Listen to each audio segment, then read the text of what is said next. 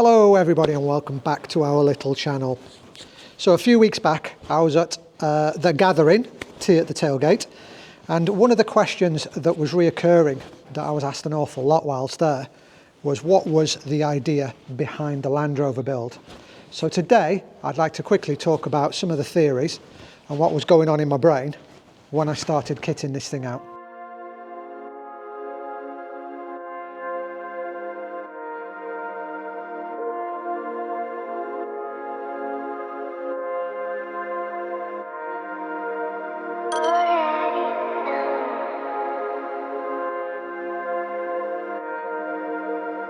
So folks, I'm not the first person to do up a Land Rover, and I definitely won't be the last. In fact, if you put 10 Land Rovers side by side, each one will be slightly different to the rest for one reason or another. But as I mentioned, I just wanted to go through some of the choices and why I've made them. So something that is absolutely essential on any old Land Rover is to update the headlights. The headlights are absolutely rubbish. You may as well stick a couple of candles on the front of the car.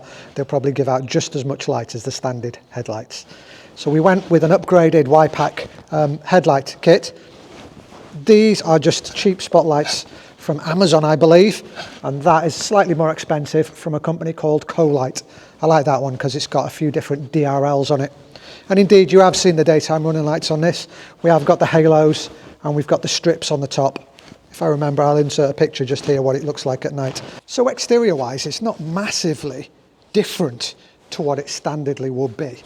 Okay, we've got some little bumperettes that came with the Land Rover that will probably eventually get changed for a rear NAS step. And it's got some big chunky tyres on it, which I absolutely love. I have been told by a few people that the stance on this truck is really good. And that's all down to the previous owner. I didn't put them chunkers on it. They were already on it. Something, in fact, I do need to update is the suspension. Not sure what I'm going for, and I'm not sure when I'm doing it just yet, but it does need doing. But exterior wise, like I said, not massively different to your standard Land Rover. So on to the meat and potato of this video. Why I chose the styling and the systems I chose inside the vehicle. So let's get in and we'll talk about it. So I've had this vehicle now for probably 4 or 5 years. And in that time, I've probably built it out 4 times. Once a year, let's call it. And it was just to find the systems that worked best for me. I've had drawers underneath where the camera sat. I've had drawers by the back door. I've had the fridge where the camera sat. Various different layouts of the vehicle. And I actually came to rest on this one that works best for me. The idea was always to have a modular system where I could mostly cook outside. But if the weather did take a turn for the worse, I have got a little countertop where the camera's sat currently that I could cook inside if I really, really needed to. Fridge was always going to go over by the door, and it is on sliders, so I can take it out, although I rarely do. But the fridge had to be accessible from both the outside, when I'm cooking outside, and the inside when I'm stuck in here because of the weather. So going back to that modular thing, I never wanted anything powered or permanently on board on the vehicle. i.e. I've not got a sink or an onboard water system in the vehicle. Everything's done with bottles or water to go filters. And that was mainly a personal choice for if I wanted to move away from the vehicle for whatever reason. I could just pop the stuff in the backpack and move to a different location. Say I get to a location I can't get into with the vehicle, but I want to camp inside a woodland. I could just pop my cooker, my lights, my water, all into a backpack and move into the woods. If it was fixed in the vehicle, i.e. I had a fixed hob or a fixed sink, I wouldn't be able to do that. So yeah, all my lights are, in fact, just clip on. And they all charge off USB, which is why I've got the battery bank.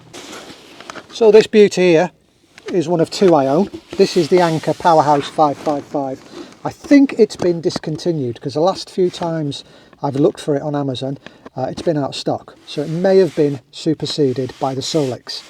I'm not entirely sure. Now, yeah, as I mentioned, this is one of 2. This one's great because it's 1000 watt, just over 1,000 watt hours of power. And all it gets used for is charging up my little lights, charging my camera equipment, and charging up electronics. Now I do have a bigger one than the powerhouse. I have a 2,000 watt Blue Yeti that's stored at home. And I mainly use the Blue Yeti nowadays for doing all my power tool work here in the barn. As a lot of you will know, I've got no power in the barn, so whenever I'm using track saws and such, I'll bring the Blue Yeti down, plug into it because it's got a bigger inverter and it powers power tools a lot easier than this. So as well as the power banks, the vehicle does have a lithium iron phosphate battery on board as well. Now the lithium iron phosphate battery is primarily charged by a DC to DC charger, as well as solar that's on the roof. And the only thing that battery actually runs is the fridge and the diesel heater. I can charge external battery banks from my lithium iron phosphate, and all my charging systems, i.e. the solar and the DC to DC charger, will keep my LiPo4 battery charged up. So I've turned the light off and I've flipped the camera around, got you at a different angle just so you can see the curtain situation. So I do have one big curtain that goes across the back there. And believe it or not, that's just on an extendable curtain pole that I bought off Amazon. One for the house, and it's wedged in just up by the Alpine windows. On these back door windows just here, I used to have runners across the front of them, but I found that because of the shape of the Land Rover leaning in, if you will, the curtain just dangled sort of here, which was annoying. So what I did is I bought some neodymium magnets and I stuck them to the frame of the window just to keep them as far out as possible. And then we've got this one that still is on a runner. The runner lives up between the vehicle and this board that I've put here, and it just slides open. It does go all the way back, and yeah, this window does slide open and shut just for a bit of airflow in the summer. But yeah, anybody that knows me knows I'm a really rubbish sleeper, so the darker it was inside this vehicle, the better for me. If you're thinking of building out a Land Rover, watch as many videos as you can. I watch videos from Boris the Defender, Nomyn Reckless, True Blue Travellers, and various other channels, just to get little ideas from here, from there, and just see if it would work for me. Something which is massive and you're going to have to deal with is the serious lack of space. It's not like having a van where you can have a garage and you can have all your electrics and all your onboard water and all your storage. You're literally living on top of everything. I haven't got a cupboard for my bedding, so my bedding lives just to the right of the camera on the end of the bed. That is something that you are going to have to kind of make work for yourself, really. Luckily, I don't think I've done too bad. I have got a generous garage area, which is between the back doors. With this being a station wagon, I have got the footwell between the two doors, which is where a lot of my crap is stored. As well as having pigeonholes just underneath my counter here. I've got two pigeonholes. Underneath the pigeonholes I've got a cupboard that I keep all my lighting solutions. All the lights that go underneath the awning outside and everything live under there. And I've got a generous little drawer underneath my bed as well that I keep spare gas, spare clothes and stuff like that. But yeah, something you're really going to have to think about is storage, which is why I suggested watching as many videos as possible. One of the questions that gets fired at me quite a lot is, why haven't you got a roof tent? Where's your roof tent? Where are you going to camp? Where are you going to sleep? The reason I went for sleeping inside is because A, it worked for me. Being a solo camper, I can just sleep in there quite comfortably on a single bed.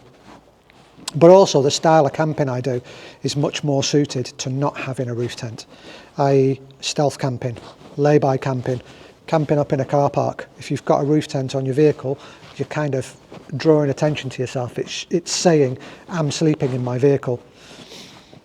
Whereas mine, you can't really tell.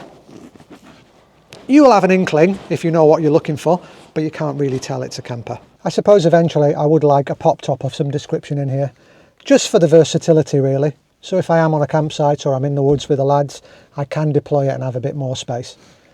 Would be a little bit difficult to go to Popping Rovers or a company like that, because I have actually got a sunroof in my roof. So I think I would have to go for an Icarus or something like that, but it's a very costly way of getting a bit more space in your vehicle.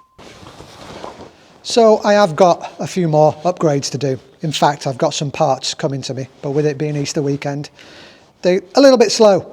Otherwise I would have incorporated it into this video. But if you are interested in seeing a few more little upgrades, do leave me a comment below on what you'd like to see. If you'd like to see anything that I've shown in this video, perhaps you'd like to see a few more details on the Anker power supply, or maybe the Bluetti that I didn't show, yeah, leave me a comment below. Don't forget to leave a thumbs up, because that just lets YouTube know that you've liked my video, and then it may suggest it to other people, growing our family just that little bit bigger. All right, folks, I'm going to leave this video there, I think. So until the next adventure, you all look after yourselves.